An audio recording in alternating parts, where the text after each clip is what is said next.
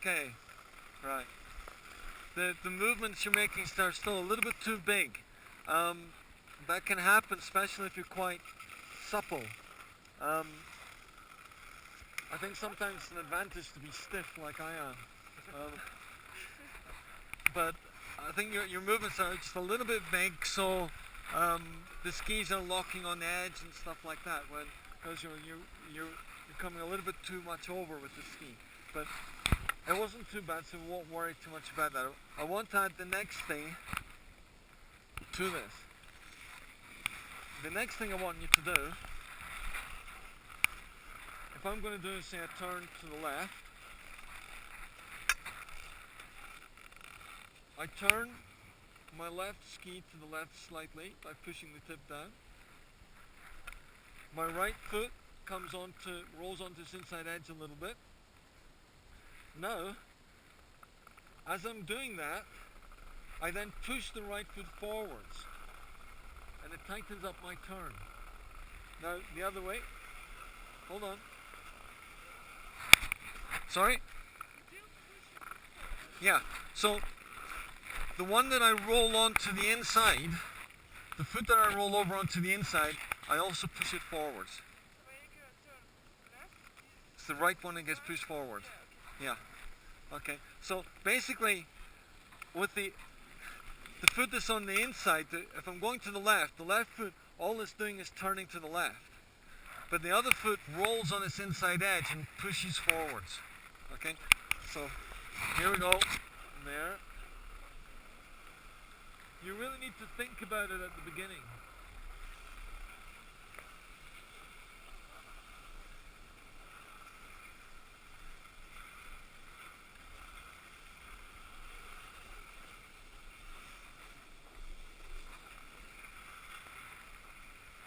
Relax at the hips. Slow down, make a wider bow. Slow down. Try to bend here at the hips a little bit.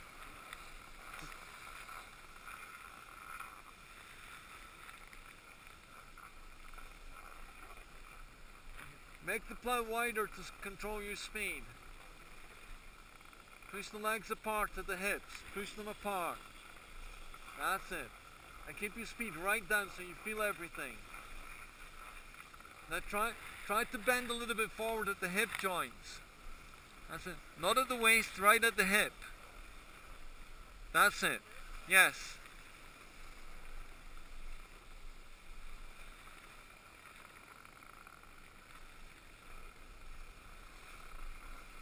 Yeah, that's looking better. You can make the plow a bit narrower now. Try to stay a little bit tilted forward at the hip joint. That's it. Yep. Good.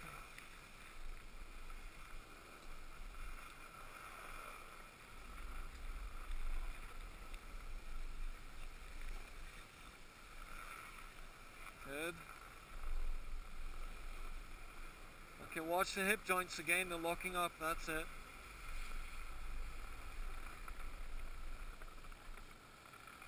Okay, good. Okay, that's nice, Yvonne. You feel these skis coming around a bit more easily there. It looks like your skis are coming around more easily when you're pushing forwards, yeah? Okay. Could you feel the effect of pushing forwards, how it tightens up the turn? Yeah. Okay. There, you feel it much more than when yesterday we tried to do that parallel, but I don't think you can feel very much straight away, but in the snowplow you can really feel it. Or when we did try it in the snowplow, we didn't develop the base correctly for you to really get the chance yesterday. Okay, we'll carry on with that down here in a narrow plow. I'd like you to be very careful with the hip joint, because you're tending to sort of straighten up and lean back almost and lock your hip joint. You're going to tilt a little bit, bend in here at the hip, and that's not at the stomach like that with the lower back. It's literally in the hip joint. Yeah, that's right. Yeah. So, okay, a little bit more of that then down here. Same thing. Working with the feet. Stay relaxed at the hips.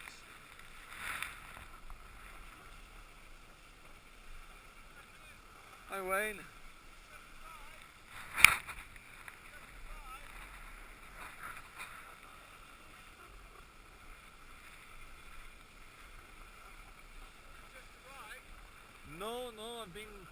I started over in Keene late November. Right.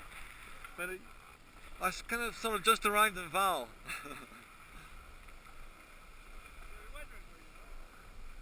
I'm around. Okay, that's good. Nice.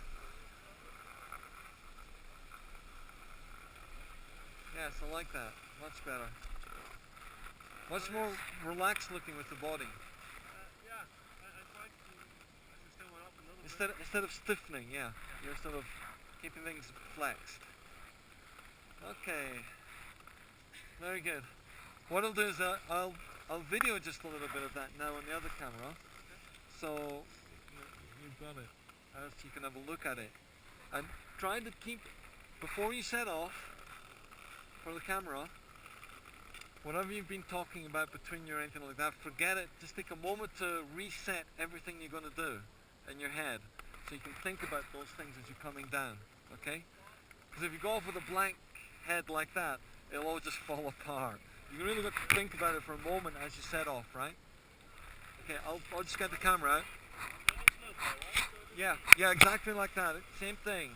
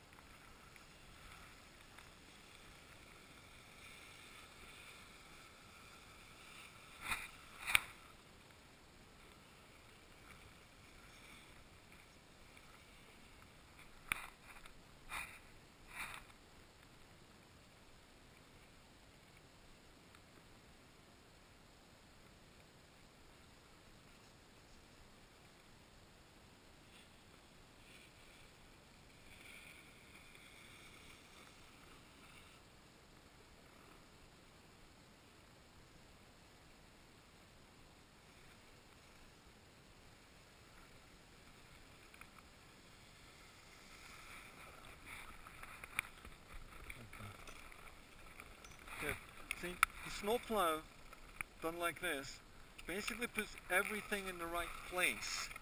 So all you have to do is very, very subtle movements to be able to get a big effect. And these movements can be done pretty much down to the level of your feet. Right? And so you feel that you don't have to force with your body to turn or anything like that at all. Right?